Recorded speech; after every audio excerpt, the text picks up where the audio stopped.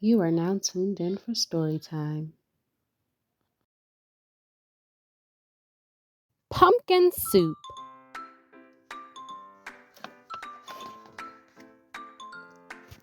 Deep in the woods, there's an old white cabin with pumpkins in the garden.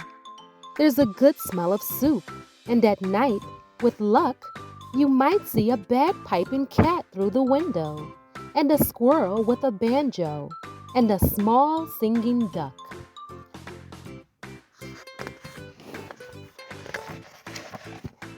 Pumpkin soup, the best you ever tasted, by the cat who slices up the pumpkin. Made by the squirrel who stares in the water. Made by the duck who scoops up a pipkin of salt and tips in just enough. They slurp their soup and play their song, then pop off to bed. And a quilt stitched together by the cat, embroidered by the squirrel, and filled with fine feathers from the duck. And it's peaceful in the old white cabin. Everyone has their own job to do. Everyone is happy. Or so it seems. But one morning, the duck woke up early. He tiptoed into the kitchen and smiled at the squirrel's special spoon. "Wouldn't it be fine," he murmured, "if I could be the head cook?" He drew up a stool, hopped on top, and reached until his beak just touched the tip of the spoon. Kerplunk! Down it clattered. Then the duck trotted back to the bedroom, held up the spoon and said, "Today is my turn to stir the soup."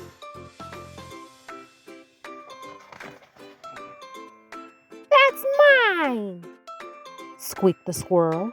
"Stirring is my job. Give that back." "You're much too small," snapped the cat. "We'll cook the way we always have." But the duck held on tight until the squirrel tugged with all his might. And whoops!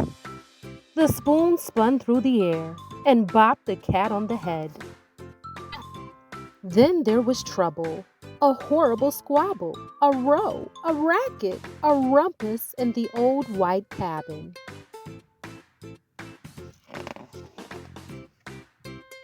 "I'm not staying here," wailed the duck. "You never let me help with anything." And he packed up a wheelbarrow, put on his hat, and waddled away. "He'll be back," stormed the cat, "after we've cleaned up." And the squirrel shook his spoon in the air, but the duck didn't come back. Not for breakfast, not even for lunch. "I bet he's in the pumpkin patch." But the duck was not in the pumpkin patch. They could not find him anywhere. So they waited all that long afternoon. The cat watched the door. The squirrel paced the floor. "That duck will be sorry when he comes home," they muttered. But the duck didn't come home, not even at soup time. The soup wasn't tasty. They made it too salty. They didn't feel hungry anyway. They both sobbed over supper, and their tears dripped into the soup and made it even saltier. "We should have let him stir the soup," sniffled the squirrel. "He was only trying to help," wept the cat. "Let's go out and look for him." The cat and the squirrel were scared as they wandered down the path in the dark, dark woods. They feared for the duck, all alone with the trees, and the foxes, and the wolves, and the witches, and the bears. But they couldn't find him.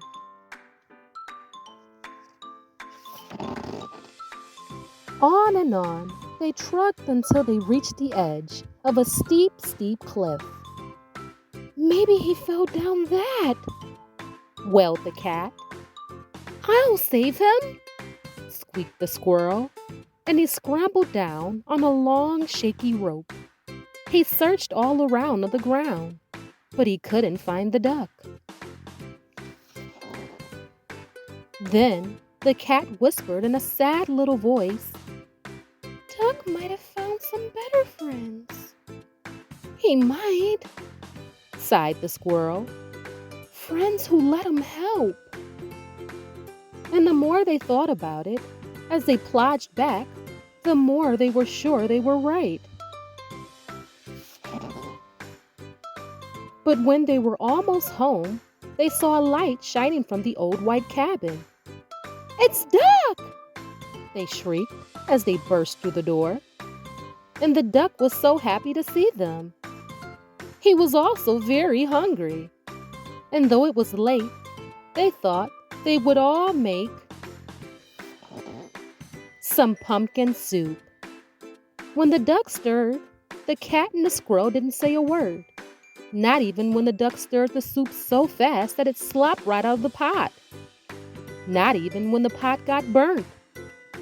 Then the duck showed the squirrel how to measure out the salt, and the soup was still the best you ever tasted. So once again, it was peaceful in the old white cabin, until the duck said, I think I'll play the bagpipes now.